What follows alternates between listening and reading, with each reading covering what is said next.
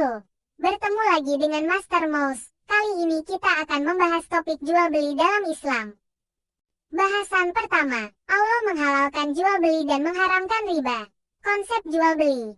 Ada barang dan jasa yang dipertukarkan berdasarkan sama-sama sepakat dengan harga yang ditawarkan. Yang menjual dapat keuntungan, dan yang membeli mendapatkan barang yang dibutuhkan. Sehingga saling menguntungkan. Sedangkan konsep riba mencakup pada keuntungan pribadi. Tidak ada barang yang dipertukarkan, tetapi menjurus pada satu objek yaitu perputaran uang.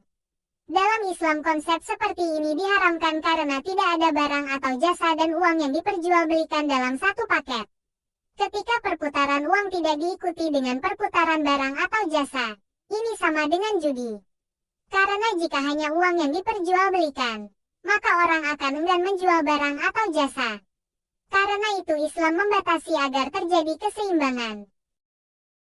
Lalu bagaimana dengan saham dan investasi? Saham pada dasarnya berbentuk aset yang dikelola. Namun dalam praktiknya, praktik saham yang dimainkan itu lebih mengarah menjurus ke perjudian. Hal itu bisa dilihat melalui adanya menjual dan membeli dalam rentang waktu yang singkat.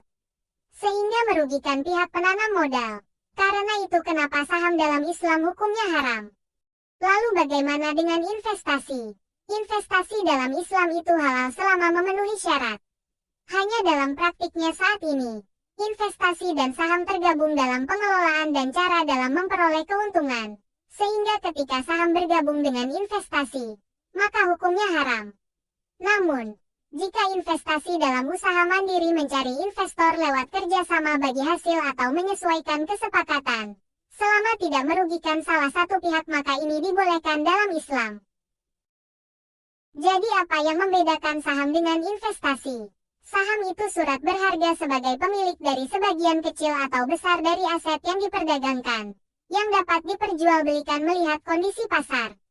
Sedangkan investasi, aset yang dikelola lewat kerjasama dengan investor sebagai orang yang mendanai yang disepakati waktu dan keuntungan yang dibagi tanpa melihat kondisi pasar sedang naik atau turun. Investasi tidak seperti saham bebas jual beli. Ia dalam bentuk kerjasama berdasarkan kesepakatan bersama antara pemilik aset dengan yang mendanai. Itu dulu untuk bahasan pertama. Untuk bahasan selanjutnya, di shot selanjutnya. Sampai jumpa lagi di shot selanjutnya bersama Master Mouse.